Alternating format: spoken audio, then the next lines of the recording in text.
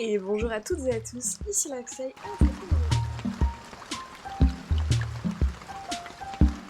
et on se retrouve aujourd'hui pour une nouvelle vidéo, les lectures du mois de décembre, les dernières lectures de l'année qui sortiront bien avant 2026 déjà. Depuis que je le répète, si vous me suivez, vous le savez, je suis en retard, je le serai toujours pendant un petit moment, mais on rattrape, on rattrape. J'ai ma petite pile devant moi, enfin petite, c'est une pile assez conséquente pour un mois de décembre durant lequel j'ai pas mal bossé, mine de rien. Voilà. On va commencer par, comme d'habitude, par les mangas. Il y en a 3 et c'est que des suites. 2 suites et même une fin. On va regarder du coup pour la fin de cette catégorie. En première suite, j'ai lu le tome 16 de Nina du Royaume aux Étoiles. Toujours aussi bien, toujours aussi incroyable. J'aime toujours autant, même après 16 tomes. C'est une des rares séries un peu doudou que j'ai et que j'ai pas lâché au bout de 10 tomes parce que j'en ai des marre finalement. Après, c'est un tome qui associe des moments mignons, des moments de plot twist, des moments de combat. On est assez diversifié dans cette lecture, donc je reste accrochée, j'adore les personnages. J'ai très peur de voir comment ça va finir vu comment ça évolue là. Mais on a un peu plus de réponses concernant Mina, concernant son pouvoir, concernant qui elle est de naissance finalement. Voilà, j'ai très hâte d'en voir le bout et en même temps pas du tout. Autre suite que j'ai lue, c'est le tome 18 de Shadow House. Pareil, on avance dans les révélations, on avance dans la rébellion, dans la mission de Kate, et on a des infos sur un personnage qui semblait pas si important que ça, et qui en fait l'est. Voilà. Pareil, j'ai très hâte d'en voir le bout, de voir comment ça va finir, de découvrir tous les plots. Incroyable.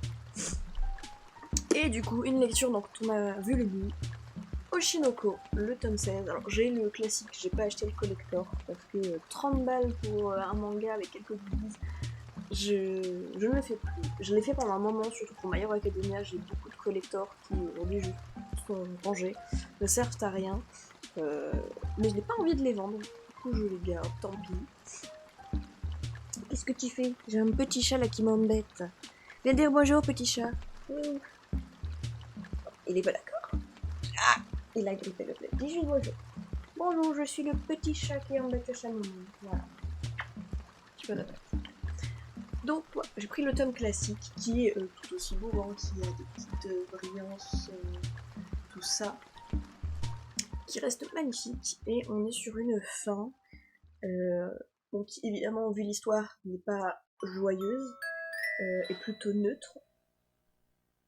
Il y a un chat qui fait pipi. Si jamais vous entendez un bruit en fond, c'est le chat qui fait pipi dans la litière. Donc voilà. Je peux pas en dire grand chose puisqu'on est sur la fin d'une œuvre, donc dire des choses dessus sans spoiler ça va être compliqué.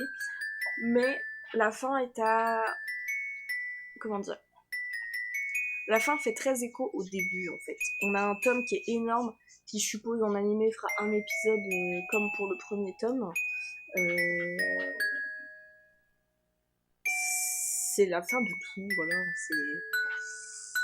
C'est dur à dire sans spoiler, donc je ne vais rien dire, mais en tout cas, Oshinoko, c'était incroyable, c'était une découverte littéraire manga incroyable, en même temps, ça a fait tellement parler, ça ne pouvait qu'être incroyable, c'était incroyable.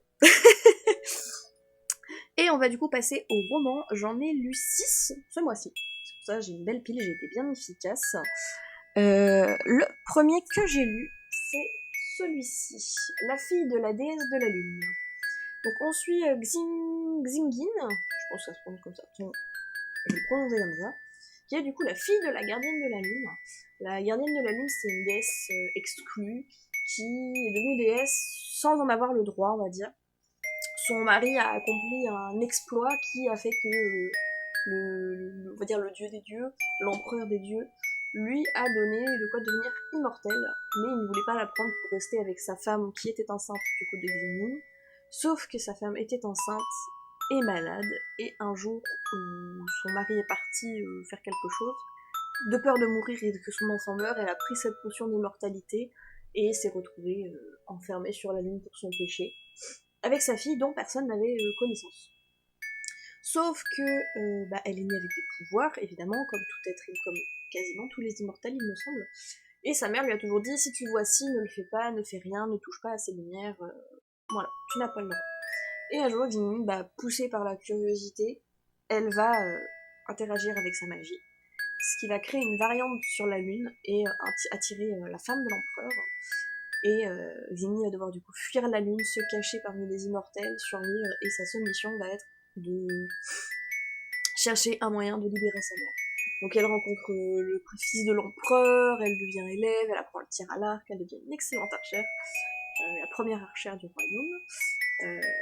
Et voilà, toute son aventure, tous ses combats, toute son histoire revient à juste libérer sa mère. Le chef fait des conneries, j'arrive. Mais ça,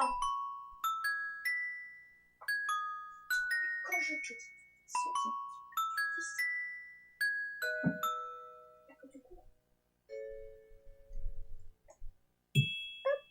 me revoilà.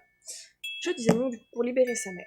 Il y a des plot twists d'amour, des plot twists de traîtrise, des combats qu'elle mène. Bon.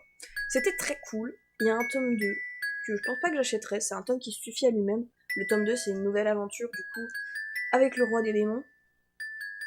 Mais je sais pas si je verrai. Peut-être que je l'achèterai en tome classique, en tout cas. Le collector, là, je l'avais eu d'occasion. Ou alors, faudrait que j'aille voir la médiathèque s'ils l'ont pour l'emprunter. J'ai bien aimé, mais pas au point d'acheter la suite. C'était sympa. Tout simple. Voilà. Alors, ce qui fait que j'ai beaucoup de lecture, c'est Blackwater. J'ai lu du coup le mois dernier le tome 2, si je dis pas de bêtises, et du coup ce mois-ci j'ai lu les 4 derniers tomes qui me manquaient. En fait c'est très rapide à lire, c'est un peu... comment dire, c'est pas quelque chose auquel je suis habituée comme lecture, puisqu'on n'est pas sur du... comment dire, c'est moins actuel comme écriture, on est sur vraiment une époque en 1900 quelques, 1928 pour le dernier par exemple, non pour le troisième, 1928, donc ouais on est dans un langage plus soutenu, des termes différents, mais ça se lit super bien. Genre vraiment l'histoire est tellement prenante que ça se lit comme ça. On est donc du coup on suit la famille Casquet et on suit surtout Elinor. Tout tourne autour d'Elinor, qui n'est pas celle qu'elle le prétend, et ça nous on le comprend très bien dès le début. Mais plus ça va, plus c'est expliqué. C'est-à-dire qu'au début c'est vraiment sous-entendu, c'est écrit sous forme un peu de rêve. Et en fait, on finit par comprendre, surtout à partir, je sais plus si c'est le tome 3, non, ça doit être peut-être le tome 4, que du coup on suit Frances qui est comme sa mère, et on le découvre, en fait Frances le découvre à sa manière, et on le découvre à travers les yeux de Frances, ce que c'est qu'exactement ce qu'est Elinor et ce qu'est Frances. Et c'est vraiment un livre qui est très bien pour le mood de automne-hiver là. C'était incroyable, j'ai beaucoup aimé, et je pourrais les rendre à ma maman, parce que c'est à elle, je lui ai emprunté. Et dernier livre, mon petit livre de Noël de l'année. Je lis pas beaucoup de livres de Noël, c'est des lectures que j'aime bien à petite dose. J'en ai, je crois, genre là je crois sur les 3 dernières années, enfin 4 du coup cette année, j'en ai lu 4. J'ai lu L'effet boule de neige, qui pour l'instant est mon préféré. Noël, j'en ai ras les bottes, et il m'en manque un. Ok, connu en plus. Snowy Little Lies, voilà. Et du coup, cette année, j'ai lu La ferme des sapins de Noël. Alors, c'est le tome 3 d'une série, je crois que c'est Dream Arbor. Mais j'avais pas envie d'acheter les premiers parce qu'ils sont plus pour un mood automne. Donc, je suis partie directement sur le tome de Noël.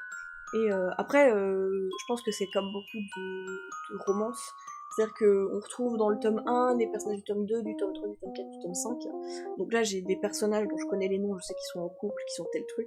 Je suppose que dans les tomes précédents, c'est ceux-là qu'on va rencontrer, qui vont se rencontrer, qui vont finir ensemble. Mais le but de toute romance, c'est que les personnages finissent ensemble, donc en soi, c'est pas vraiment, ça ne spoil pas qu'ils vont finir ensemble, puisque c'est le but de la romance. Et là, du coup, on est donc Noël, on suit Kira. Kira qui déteste Noël, qui pour elle c'est très famille, elle n'aime pas ça, parce qu'elle a une famille un peu compliquée avec ses parents. Il y a juste sa sœur, qui voilà, sa sœur jumelle qui est toute sa vie, hein, clairement. Sauf que sa sœur jumelle, elle a rencontré l'amour, elle a quitté le pays, elle est partie, et Kira se retrouve toute seule avec ses parents, et surtout sa mère.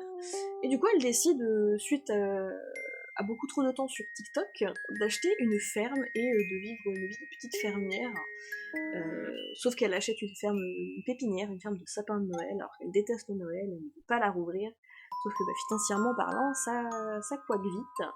Et elle va se retrouver à rencontrer Bennett, un peu par hasard, alors qu'elle se promène dans la pépinière pour essayer de trouver du réseau. Elle tombe sur lui et c'est chiant.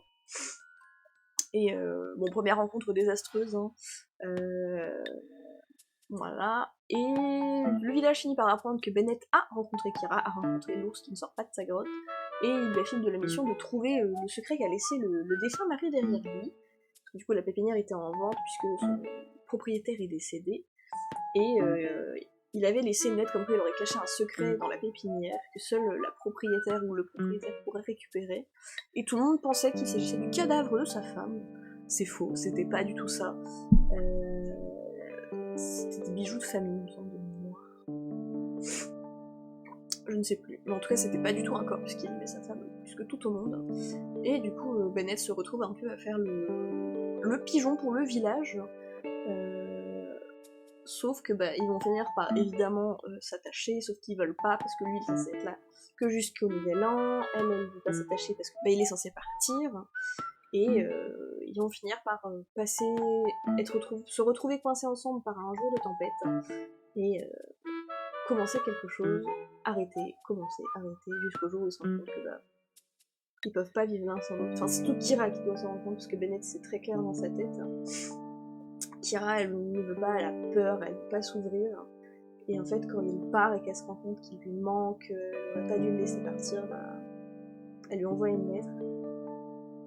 Genre, parce qu'au moment il rigole du fait que plus tard, si les enfants ils trouvaient le truc, ils retrouveraient des SMS, les lettres c'est tellement plus romantique, et du coup elle lui écrit une lettre, et la suite est dedans. Mais c'était très mignon, très cosy, très mood de Noël, on a vraiment le Grumpy X Sunshine, je crois que c'est écrit derrière. Ouais, Grumpy in Sunshine, et pour une fois le Grumpy c'est la meuf et pas le mec, et c'est bien. C'est encore plus mignon, du coup il est vraiment en mode Golden Retriever, Bennett. Trop mignon. Voilà, j'ai adoré ce roman, ma petite romance de Noël, je l'ai bien choisi, et peut-être que j'en lirai plus l'année prochaine. En fait, c'est que j'ai pas envie d'acheter mes livres de Noël avant Noël, parce que du coup, j'ai pas assez de temps pour les lire, donc souvent j'en achète un, que je lis la semaine entre Noël et le 31, et c'est ma lecture de Noël de l'année. Voilà. Ah oui, je vous ai pas montré, ils ont un jaspage, tous les livres, c'est l'édition classique, ils ont tous un petit jaspage. Hop, voilà. Et du coup, ce sera tout pour cette vidéo pour mes lectures de décembre. N'hésitez pas à me dire ce que vous avez lu. Alors, d'ici ce que je poste, ce sera peut-être un peu tard pour vous. Mais n'hésitez pas quand même, si vous vous souvenez, à me dire ce que vous avez lu le mois où je poste la vidéo. Même si c'est pas vos lectures de décembre, ça marchera très très bien. Et on se retrouve bientôt pour une prochaine vidéo. Bye!